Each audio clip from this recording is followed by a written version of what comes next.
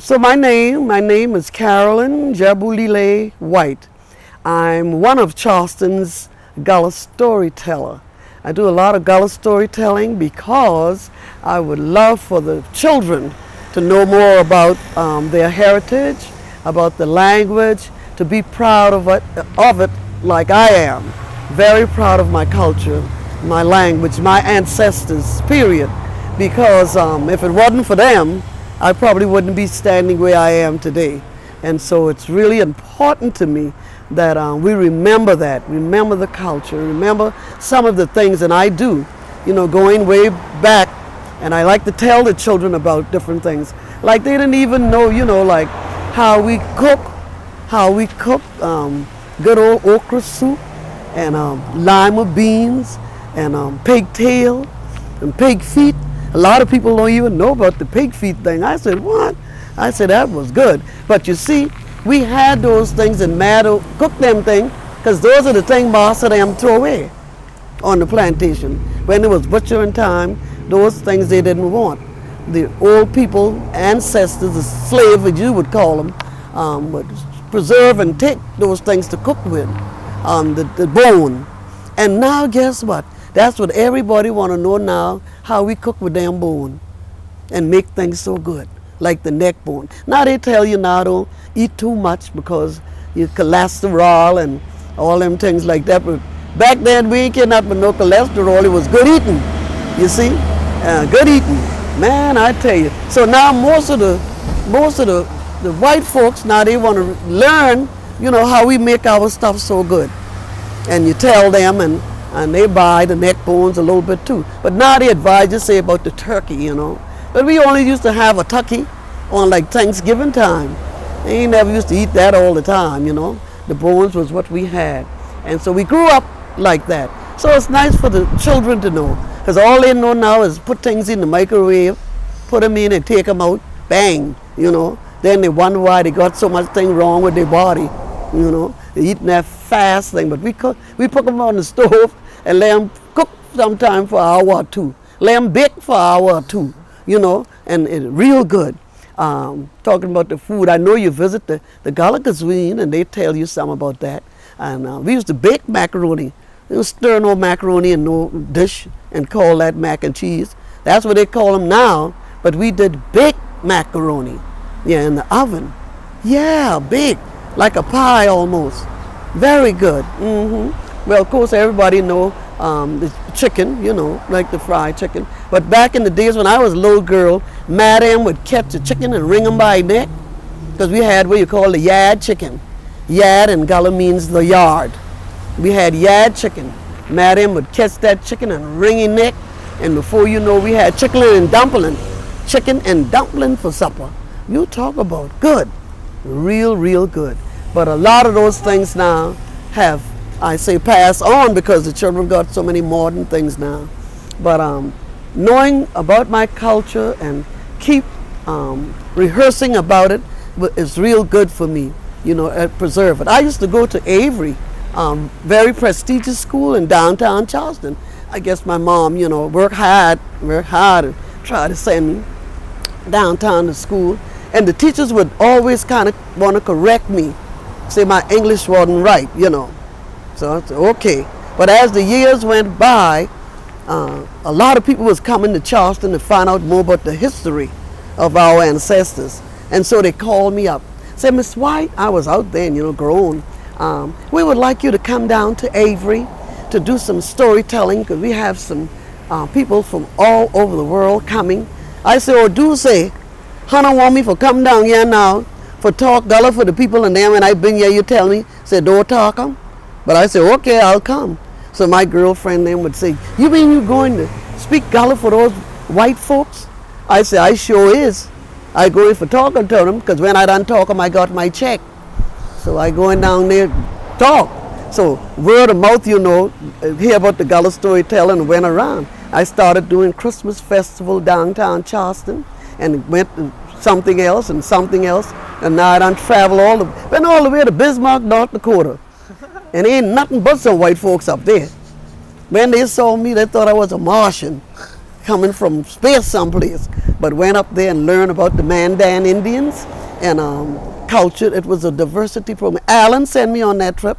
So I like to tell people I've been to Bismarck.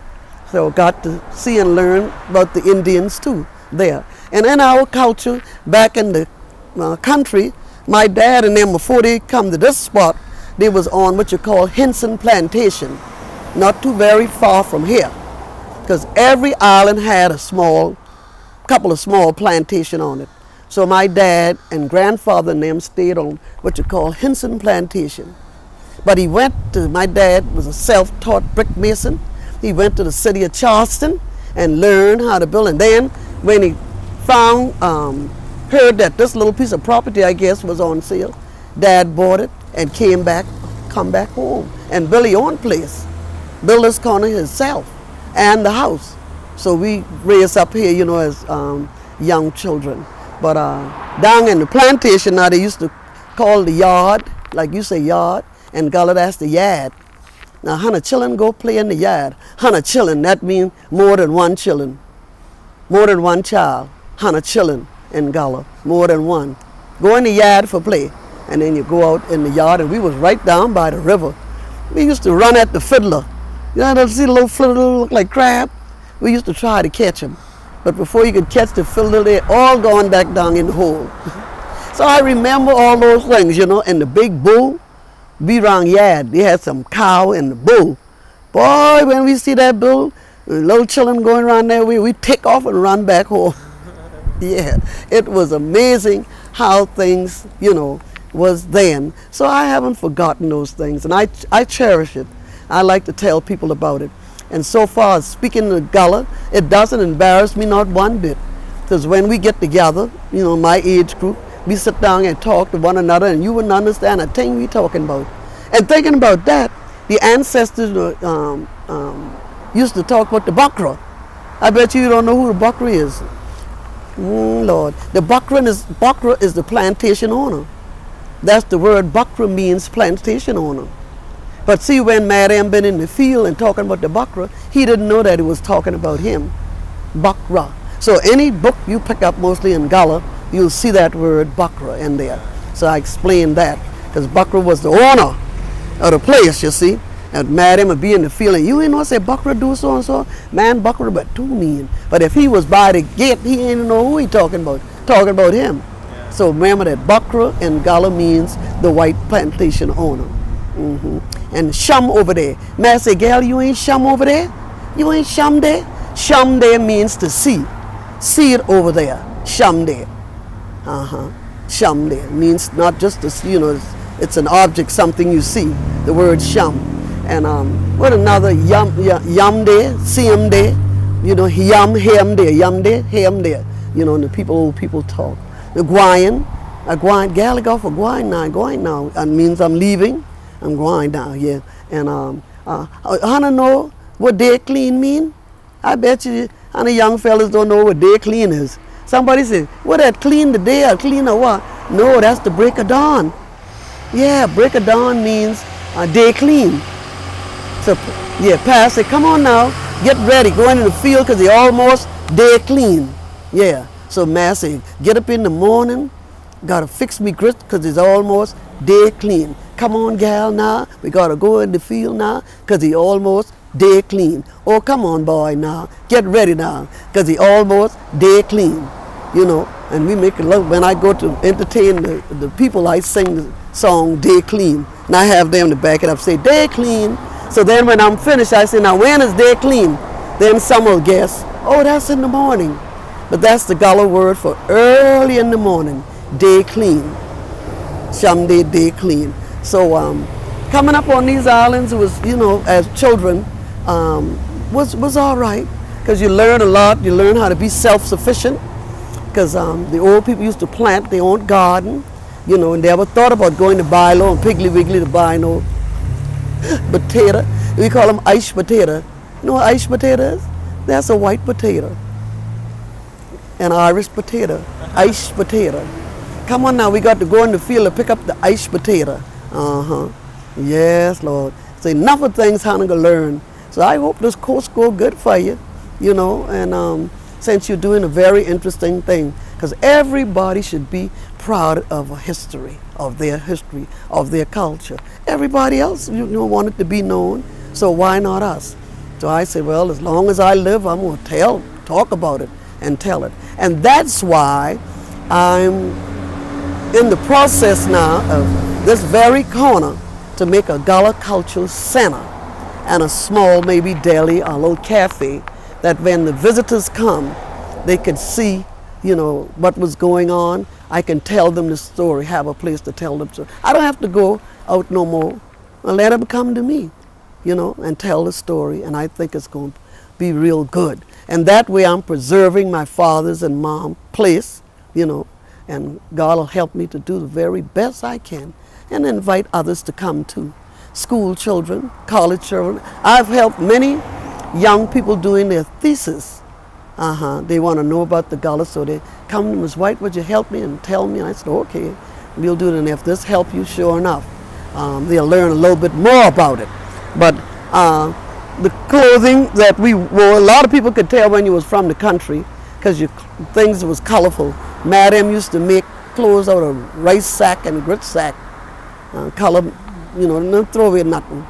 You make that. So now every time I performed, I do an African attire because of my ancestors. Yeah, very well done.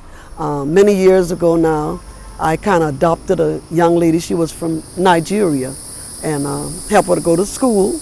And so a lot of my costumes and things that I wear, she has made them for me. And so I really learned a lot. Yeah. You wanted me to tell you about this? Oh, let me tell you about, I hear say Hannah got Gullah Bible. I want to read one for you. I want to tell Hannah the one about Jesus charged the wind and the water for stand still. And it's a scripture from the Bible, Luke 8:22 here in the Gullah Bible. And it goes something like this. One day Jesus tell his disciple them, say, get inside the boat and let we go across to the other side of the lake. So them get inside the boat and them start for cast off. Whilst them been a sail, say Jesus dropped fast asleep in the bow of the boat. Just then a big wind come up over that lake, so he almost make the boat sink, and them been in a fix. Them disciples them got so scared, they said we better wake Jesus up before we drown out here. So them holler out, Master, Master, we all go get drowned, wake up, wake up. This then Jesus wake up. He stand in the bow of the boat, he hold him hand up so him buke the wind, and the wind stopped blow. He looked down in the water, and all the water going down. He tell him for stand still. That big wind stopped blow just then, and the swelling water gone down. Everything calm right down. Well, them disciples them say, I wonder who this man here is. How come, who he is? Jesus asked them, say, how come Hannah ain't got ain't got no faith in me? Them been astonished and them been scared. Them ask one another, say, who this man here? Who this man here? He the charge, even the wind and the water. Say, tell him what to do, and he do him. Amen, amen. So that man must be Jesus that we talk about, And I always tell the young people, some trouble gonna come up in life, and the old people used to say that's water. When you dream about the water, trouble come up in your life.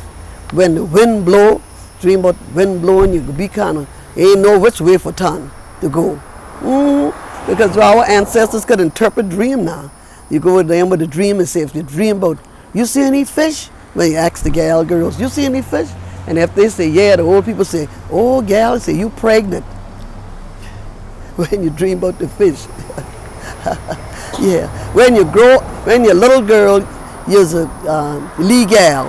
That was the word. And when you grow up now, you're a woman. You're a woman, big woman now. Woman. Done coming to womanhood. So many of them would teach you those things, and it's just very interesting what we learn, what we hear, and what we do. And it pays respect, like I told you, every June 2nd Saturday in June we go to pay homage, especially those ancestors that didn't make it. And we do a remembrance service. We talk about them. Then we gather fruits and flowers. We put it in a big baby blanket, and we put it overboard to remember them. that didn't make it through the middle passages was dead when they arrived and got here, because many perish, many perish. That was a long ride. Cramp up in a little boat like sardine, man, I tell you. But anyway, went to Ghana and I saw some of those, the sites over there. You want to know now why Charleston became so famous? I just asked people, why you think they went and captured those ancestors and bring them here? Well, they give me all kind of answers. But I said, listen now, let me tell you. They bring them here because their ancestors would know how to plant rice. They know how to plant rice and grow rice. And that's when the Dutch and the Europeans or whatever got rich. Got rich. They call them Carolina gold. That was the name of the rice, Carolina gold. Charleston built up off of rice money. The sweat of the ancestors back. Okay? Growing the board and growing the rice. When I went to Ghana, I saw some people in a field. So I wasn't sure, and I asked, what those people planting over there? And so our driver that took us around said, oh, they planting rice. So I said, wow, what a coincidence. We went to see the young fellas make the kente cloth. Only the boys, only the young men do that, make and peddle and make the kente cloth. We saw the king village, and I mean, he was dripped down in gold, decorated. I said, wow, But great experience for me, and I'm so glad that God kept me this long to experience some of those things. Been quite a few places to tell the story about my beloved ancestor, about my mom and my dad, who labored and worked hard to accumulate this corner. This corner where I'm standing today, left it for me so that now I'm planning to do something with it, so that my grandchildren can say what their grandmama left for them. Yeah, and so that's what we need to do too. We need to cherish the things that our ancestors had and left. And by the grace of God, as long as I dare ya, I gonna try to do just that.